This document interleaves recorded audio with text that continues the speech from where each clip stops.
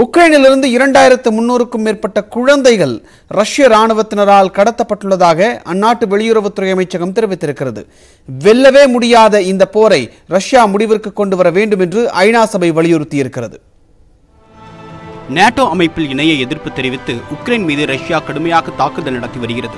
தாக்குதலுக்கு அஞ்சி உக்ரைனிலிருந்து சுமார் 1 கோடி பேர் வெளியேறிவிட்டதாக ஐநா மனித உரிமை ஆணையம் தெரிவித்துள்ளது. இந்நிலையில் உக்ரைனிலிருந்து 2389 குழந்தைகள் கடத்தப்பட்டிருப்பதாக அந்நாட்டு வெளியுறவுத்துறை அமைச்சகம் தெரிவித்துள்ளது.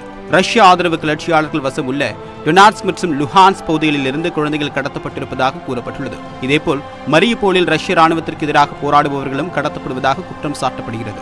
ரஷ்யாவின் இந்த நடவடிக்கை சர்வதேச விதிமுறைகளுக்கு எதிரானது என்று உக்ரைன் வெளியுறவுத்துறை அமைச்சகம் தெரிவித்துள்ளது. மரியுபோல் நகரத்திலிருந்து 1 லட்சம் பேர் வெளியேற விரும்பினாலும் சரியான வழித்தடம் இல்லாததால் அவர்கள் அங்கேயே முடங்கி கிடப்பதாக உக்ரைன் தெரிவித்துள்ளது.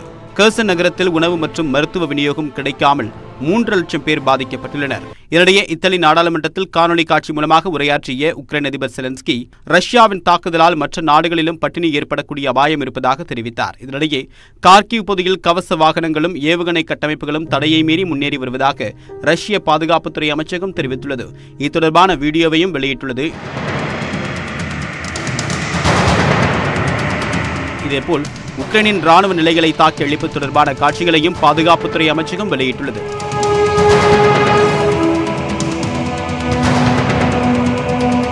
உக்ரைனில் கட்டாய தேவை ஏற்பட்டால் மட்டுமே அணு ஆயுதங்களை பயன்படுத்துவோம் என்று ரஷ்ய அதிபர் மாளிகை செய்தி தொடர்பாளர் டிமிட்ரி பெஸ்கோவ் தெரிவித்துள்ளார். அணு ஆயுதங்களை பயன்படுத்த வாய்ப்புள்ளதாக உலக நாடுகள் எச்சரித்து வரக்கூடிய நிலையில் இந்த விளக்கம் அளிக்கப்பட்டுள்ளது.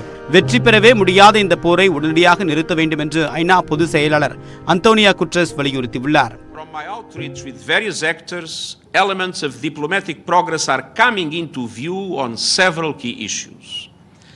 There is enough on the table to cease hostilities now and seriously negotiate now. This war is unwinnable. Sooner or later it will have to move from the battlefield to the peace table, and that is inevitable. ரஷ்யாவால் உக்ரைனை முழுவதுமாக ஒருபோதும் கைப்பற்ற முடியாது என்றும் ஐநா பொதுச் செயலாளர் கூறியுள்ளார். இந்நிலையில் இந்தியா, அமெரிக்கா, ஜப்பான் உள்ளிட்ட நாடுகள் அங்கம் வகிக்கக்கூடிய G20 நாடுகள் கூட்டமைப்பில் இருந்து ரஷ்யா வெளியேறுவது குறித்து ஆலோசிக்கப்பட்டு வருவதாக தெரிகிறது. நாமக்கல் மாவட்டம் ராசிபுரம் அருகே இந்து முஸ்லிம் மத நல்லிணக்கத்திற்கு உதாரணமாக 118 ஆண்டுகளாக தொடரும் சந்தனப்பூச்சி விழா கோலாகலமாக நடைபெற்றது. ராசிபுரத்தை அடுத்த குருசாமிபாளையத்தில் உள்ள சிவசுப்பிரமணியர் கோவிலில் பங்குனி உத்திர தேர் திருவிழா ஆண்டுதோறும் வெகு விமர்சையாக கொண்டாடப்படுகிறது. விழாவின் முக்கிய நிகழ்வாக இந்து முஸ்லிம் சமுதாய மக்கள் ஒன்று கூடி சந்தனம் பூசும் நிகழ்ச்சி நடத்துவது வழக்கம். அதன்படி தேர் திருவிழாவை தொடர்ந்து மஞ்சள் நீராடல் நிகழ்ச்சியும் காலம் காலமாக பின்பற்றப்பட்டு வரும் இந்து முஸ்லிம் ஒன்று திரண்டு சந்தனம் பூசிக்கொள்ளும் நிகழ்வும் நடைபெற்றது.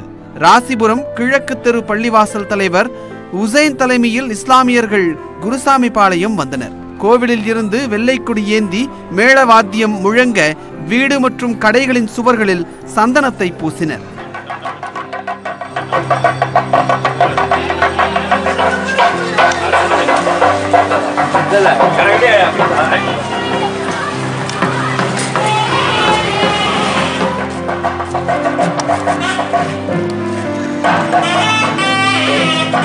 பின்னர் ஊரின் மையப்பகுதியில் செங்குந்தர் பாவடி மைதான புளிய மரத்தில் இந்துக்கள் மற்றும் முஸ்லிம் மக்கள் ஒன்றாக இணைந்து வெள்ளை கொடியை ஏற்றினர். தொடர்ந்து அனைவரும் நலமாக இருக்க துவா ஓதி பிரார்த்தனை செய்தனர்.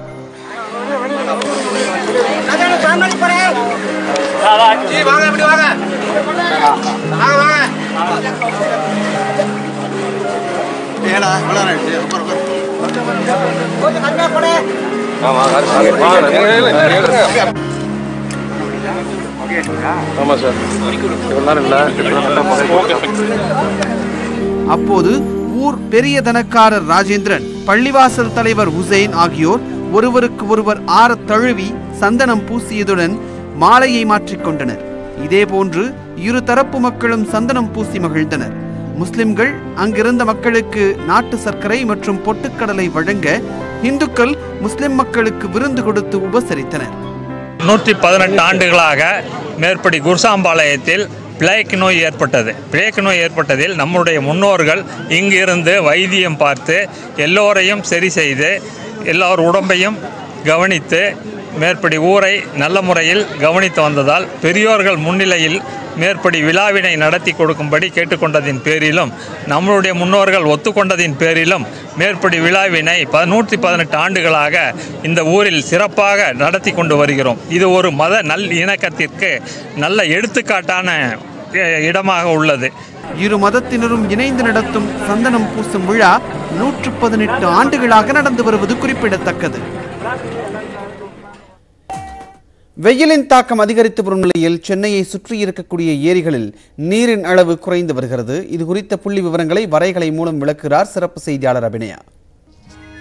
சென்னைக்கு மிகவும் முக்கியமான குடிநீர் ஆதாரமாக இருக்கக்கூடிய ஏரிகள்ல இப்ப தண்ணீரோட அளவு குறைய தொடங்கி இருக்கு. இந்த வெயிலோட தாக்கம் அதிகரிக்கக்கூடிய நிலையில அது குறைய தொடங்கி இருக்கு. கடந்த ஆண்டோட அந்த நிலையோட ஒப்பிட்டு நாம பார்க்கலாம். அந்த வகையில முதல்ல நம்ம பூண்டி ஏரியோட நீரோட அளவு மொத்த கொள்ளளவு அப்படின்னு பார்த்தோம்னா அது 3231 மில்லியன் கன அடி. இப்ப இருக்கக்கூடிய அளவு என்பது 2055 இருக்கிறது. இதே நாள்ல போன வருஷத்துல இருந்த அந்த தண்ணீரோட அளவோட ஒப்பிட்டு பார்க்கும்போது குறைவாகத்தான் இருக்கு. போன வருஷத்துல 2320 மில்லியன் கன அடி தண்ணீர் இருந்திருக்கு. இப்போ அது குறைவாக இருக்கு. அடுத்ததாக நாம சோழவரம் ஏரியை எடுத்துக்கிட்டோம் அப்படின்னா இதோட மொத்த கொள்ளளவு என்பது 1081 மில்லியன் கன அடி. இப்போ இருக்கக்கூடிய தண்ணீரோட அளவு 733 இருக்கு. போன வருஷத்துல இதே நாள்ல 890 மில்லியன் கன அடி தண்ணீர் அங்க இருந்திருக்கு. இதற்கு அடுத்தபடியாக நாம செங்குன்றம் ஏரியோட அளவு எடுத்துக்கிட்டோம்னா மொத்த கொள்ளளவு 3300 மில்லியன் கன அடி. இப்போ இருக்கக்கூடிய தண்ணீரோட அளவு 2896 மில்லியன் கன அடி. போன வருஷத்துல 3048 மில்லியன் கன அடி தண்ணீர் இருந்திருக்கு. இதுக்கு அடுத்ததாக தேர்வாய் கண்டிகை எடுத்துட்டோம்னா இந்த நீர்த்தேக்கத்தை பொறுத்த வரைக்கும் தான் எவ்வளவு மொத்த கொள்ளளவோ அதே அளவு தண்ணீர் இப்பவும் இருக்கு. 500 மில்லியன் கன அடி இருக்கு. போன வருஷத்துல சற்று ஒரு 3 மில்லியன் கன அடி குறைவாக இருந்திருக்கு. அதனால இங்க மட்டும் தண்ணீர் அதே அளவுல இருக்கு. அடுத்ததாக நம்ம செம்பரம்பாக்கம் ஏரியை எடுத்துக்கிட்டோம் அப்படின்னா அதிகமான தண்ணீர் தேக்கி வைக்கக்கூடிய ஒரு ஏரியா இருக்கு. இதுல மொத்த கொள்ளளவு 3645 மில்லியன் கன அடி. இப்போ அதுல தண்ணீரோட அளவு என்பது 2976 மில்லியன் கன அடியாக இருந்திருக்கு. போன வருஷத்துல 3056 மில்லியன் கன அடி இதே நாள்ல இருந்திருக்கு. இந்த தண்ணீரோட குறைவுக்கு முக்கிய காரணம் அப்படின்றது ஆந்திராவில இருந்து கிருஷ்ணா நதியில தண்ணீர் திறப்பு அப்படின்றது குறைஞ்சிருக்கு. அதுல நிறைய பணிகள் நடப்பதன் காரணமாகவும் அதே மாதிரி தண்ணீரோட அந்த ஃப்ளோ என்பது குறைவாக இருக்கிறதுனாலையும் ஏரிகள்ல தண்ணீரோட அளவு குறைஞ்சிருக்கு. ஆனா இப்ப இருக்கக்கூடிய தேவையை பொறுத்த வரைக்கும் இது போதுமான அளவு தான் தண்ணீர் இருக்கு அப்படின்னு சொல்லியிருக்கிறாங்க. இன்னமும் இந்த கோடைக்காலம் அதிகரிக்க தொடங்கியதும் இந்த வறட்சி என்பது அதிகமானால் தண்ணீர் தேவை என்பது அதிகரிப்பதற்கான வாய்ப்பு இருக்கு. அதனால பொதுமக்கள் எல்லாருமே அந்த தண்ணீரை பார்த்து செலவு செய்ய வேண்டிய ஒரு அவசியத்தை தான் இந்த புள்ளி விவரங்கள் நமக்கு உணர்த்துது. தொடர்ந்து மேலும் பல செய்திகளை பார்க்க இருக்கிறோம். குறிப்பாக பார்வையாளர்களை கவர்ந்து இழுக்கும் தூலிப் மலர் தோட்டம்.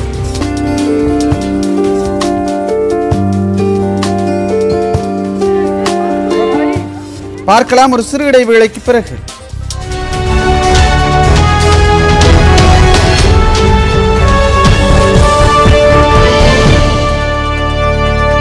மூத்த அதிகாரி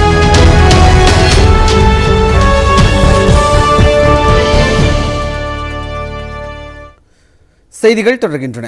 திமுக கொடுத்த 505 தேர்தல் வாக்குறுதிகளில் 208 நிறைவேற்றப்பட்டிருப்பதாக முதலமைச்சர் மு க ஸ்டாலின் சட்டப்பேரவையில் தெரிவித்திருக்கிறார். அதிமுகவின் 10 ஆண்டு கால ஆட்சியில் 537 அறிவிப்புகள் நிலுவையில் இருப்பதாகவும் அவர் குற்றம் சாட்டியிருக்கிறார். தேர்தல் வாக்குறுதிகளை நிறைவேற்றவில்லை என்ற எதிர்க்கட்சிகளின் குற்றச்சாட்டுக்கு சட்டப்பேரவையில் முதலமைச்சர் மு க ஸ்டாலின் 110 விதியின் கீழ் விரிவான பதிலுரை வழங்கினார். அப்போது பேசிய அவர் மகளிருக்கு அரசு நகர பேருந்துகளில் இலவச பயணம் என்பன உள்ளிட்ட திமுக அரசின் சாதனைகளை பட்டியலிட்டார். திமுக தேர்தலுக்கு முன்பாக 505 வாக்குறுதிகள் கொடுத்ததாக கூறிய முதலமைச்சர் அதில் 208 அரசின் அறிவிப்புகளாக இடம்பெற்றிருப்பதாகவும் அவை முறையாக செயல்படுத்தப்படுவதை அரசு கண்காணித்து வருவதாகவும் தெரிவித்தார். தேர்தல் அறிக்கையில் சொல்லப்படாத பல்வேறு கொள்கை அளவிலான அறிவிப்புகளையும் அரசு நிறைவேற்றி வருவதாக குறிப்பிட்ட அவர் சொல்லப்படாத மேலும் பல நலத்திட்டங்களும் செயல்படுத்தப்படும் என்றும் உறுதியளித்தார். 2011ஆம் ஆண்டு முதல் 2021ஆம் ஆண்டு வரையிலான 10 ஆண்டு கால அதிமுக ஆட்சியில் 110 விதியின் கீழ் வெளியான அறிவிப்புகளில் 537 நிலுவையில் உள்ளதாகவும் மு க ஸ்டாலின் சுட்டிக்காட்டினார். கடந்த ஆட்சியாளர்களால் சட்டப்பேரவை விதி 110 கீழ் அறிவிக்கப்பட்ட அறிவிப்புகளில் அனைத்தும் நிதிநிலை அறிக்கை தாக்கல் செய்யப்பட்ட பிறகு அறிவிக்கப்பட்டதால் கிட்டத்தட்ட அனைத்து நிதி ஒதுக்கீடும் தேவைப்படும் அறிவிப்புகளுக்கும் தொடர்புடைய துறைகளின் மானிய கோரிக்கைகளில் நிதி ஒதுக்கீடு செய்யப்படவில்லை என்பதை இந்த மாமன்றத்தில் தெரிவித்துக் கொள்ள விரும்புகிறேன். 507 தேர்தல் வாக்குறுதிகள் கொடுத்த அதிமுக ஆட்சி செய்த 10 ஆண்டுகளில் 269 மட்டுமே நிறைவேற்றியிருப்பதாக முதலமைச்சர் விமர்சித்தார். கடந்த ஆட்சி நிறைவேற்றாமல் போன அறிவிப்புகளில் மக்களுக்கு மிகவும் பயனுள்ளது என்று கண்டறியப்படக்கூடிய திட்டத்தை நிறைவேற்றுவோம் என்றும் முதலமைச்சர் உறுதியளித்தார். தேர்தல் வாக்குறுதிகளை தொடர்ந்து நிறைவேற்றி வரும் வேளையில் 10 மாத குழந்தையிடம் 10ஆம் வகுப்பு மதிப்பெண் என்ன என்று கேட்பது போல இருக்கிறது. எதிர்க்கட்சி உறுப்பினர்களுக்கு நான் சொல்ல விரும்புவது, இந்த குழந்தை 10ஆம் வகுப்பில் முதல் மதிப்பெண் பெறுவது மட்டுமல்ல, பட்டப்படிப்பிலும் பதக்கம் வெல்லும். 2011-2021 ஆண்டு வரையிலான 10 ஆண்டு கால அதிமுக ஆட்சியில் 110 விதியின் கீழ் வெளியிடப்பட்ட அறிவிப்புகள் குறித்த வெள்ளை அறிக்கை சட்டப்பேரவையில் தாக்கல் செய்யப்பட்டது. மொத்தம் 420 பக்கங்களை கொண்ட அறிக்கை அனைத்து எம்எல்ஏக்களின் மேஜைகளில் வைக்கப்பட்டது. அதில் 9740 கோடி ரூபாய் மதிப்பிலான 20 அறிவிப்புகளுக்கு அரசாணை வெளியிடப்படவில்லை என்று தெரிவிக்கப்பட்டுள்ளது.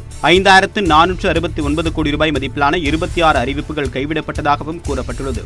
76618 கோடி ரூபாய் மதிப்பிலான 143 அறிவிப்புகள் நிதி விடுவிக்கப்படாமலும் பணி தொடங்கப்படாமல் உள்ளதாக குறிப்பிடப்பட்டுள்ளது. 1,47,922 கோடி ரூபாய் மதிப்பிலான 348 பணிகள் நடைபெற்று வருவதாகவும் 87,405 கோடி ரூபாய் மதிப்பிலான 1167 அறிவிப்புகள் நிறைவேற்றப்பட்டிருப்பதாகவும் கூறப்பட்டுள்ளது. மதிமுக தலைமை கழக செயலாளராக வைகோவின் மகன் துரை வையாபுரி தேர்வு செய்யப்பட்டதற்கு பொதுக்குழு ஒப்புதல் அளித்தது. கட்சிக்கு தீங்கு இழைப்பவர்கள் மீது நடவடிக்கை எடுக்க வைகோவிற்கு அதிகாரம் வழங்கப்பட்டிருக்கிறது.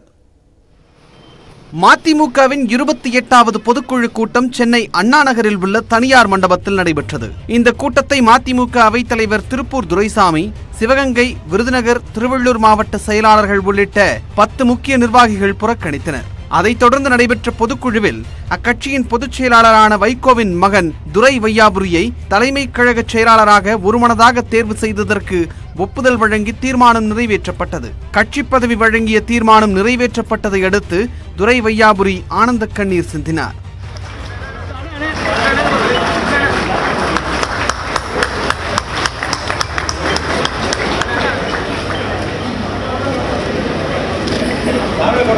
துரை வையாபுரிக்கு சக நிர்வாகிகள் வாழ்த்து தெரிவித்து வீரவாள் பரிசளித்தனர். அதன் பிறகு கட்சிக்கு எதிராக பேசுபவர்கள் மீது ஒழுங்கு நடவடிக்கை எடுக்க வைகோவிற்கு அதிகாரம் அளிப்பது உள்ளிட்ட 24 தீர்மானங்கள் நிறைவேற்றப்பட்டன.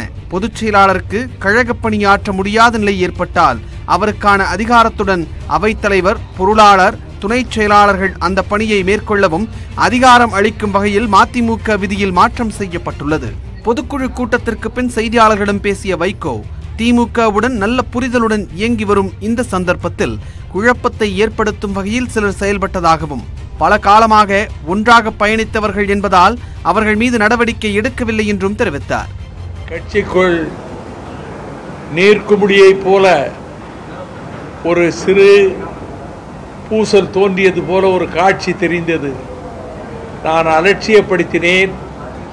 நான் யாரையும் இழக்க விரும்பவில்லை.